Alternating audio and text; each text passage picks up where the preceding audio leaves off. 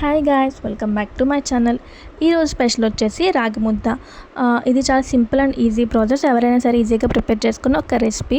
మీరు హాస్టల్స్లో ఉండే వాళ్ళైనా సరే, బ్యాచిలర్స్ అయినా సరే ఈజీగా ప్రిపేర్ చేసుకునే ఒక హెల్తీ అండ్ ఈజీ రెసిపీ ఇది. దీన్ని ఎలా ప్రిపేర్ చేసుకోవాలో చూద్దాం, వచ్చేయండి.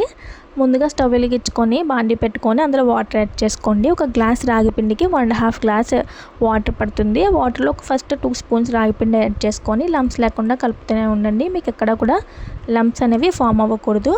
అలా కలుపుకున్న తర్వాత మీరు కొంచెం సాల్ట్ అనేది యాడ్ చేసుకోండి. టేస్ట్కి సరిపడేటట్టు సాల్ట్ యాడ్ చేసుకొని మొత్తం ఇంకొకసారి కలుపుకోండి. వాటర్ అనేది కొంచెం హీట్ అవ్వాలి. కొంచెం బాయిల్ అయిన తర్వాత మీరు తీసుకున్న రాగి పిండిని కొంచెం కొంచెంగా యాడ్ చేసుకోవాలి. ఒకేసారి యాడ్ చేసుకోకూడదు. మీరు రాగి పిండి మొత్తం యాడ్ చేసుకున్న తర్వాత వెంటనే గరిటె పెట్టి కలిపేయకూడదు. వాటర్ అనేది కూడా అంతా బాయిల్ అవ్వాలి. ఒక 1 మినిట్ వదిలేస్తే వాటర్ అనేది అంతా బాయిల్ అయ్యి అలా పైకి తేలుతుంది. పైకి వచ్చిన తర్వాత మీరు చెక్క గరిటెని పెట్టి ఇంకోసారి కలుపుకోండి. ఎక్కడ కూడా ఉండలు అనేవి కట్టకుండా మొత్తం కలుపుకుంటూనే ఉండండి.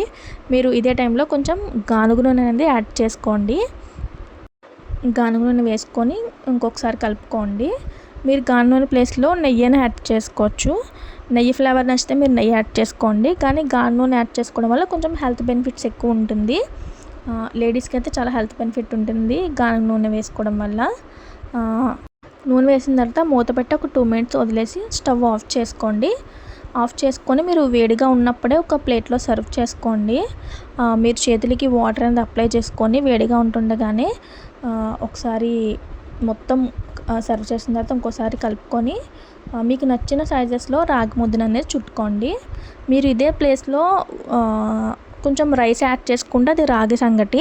రైస్ యాడ్ చేసుకోకపోతే రాగి ముద్ద. రాగి సంగటి కొంచెం టైం టేకెన్ ప్రాసెస్. రాగి ముద్ద ఏంటంటే మీకు వితిన్ 5 మినిట్స్లో ఈజీగా అయిపోతుంది అండ్ హెల్తీ కూడా ఇది. ఇంకొకసారి నేను రాగి సంగటి చేసి చూపిస్తాను.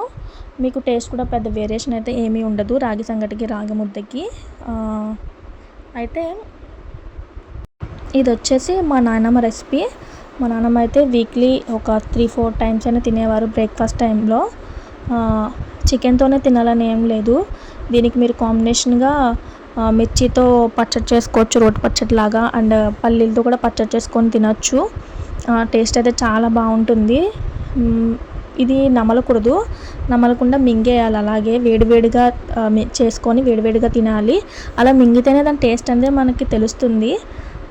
దీనివల్ల మనకి చాలా హెల్త్ బెనిఫిట్స్ ఉంటాయి. అప్పట్లో నానమ్మలు తాతయ్యలకి షుగర్లు రాకుండా, బీపీలు లేకుండా అన్ని ఇయర్స్ ఎలా బతికారు అంటే ఇట్లాంటి హెల్తీ ఫుడ్ తినడం వల్లే వాళ్ళు అన్ని ఇయర్స్ స్ట్రాంగ్గా ఉన్నారు. అయితే మీకు ఈ రెసిపీ నచ్చినట్టయితే ప్లీజ్ లైక్, షేర్, సబ్స్క్రైబ్.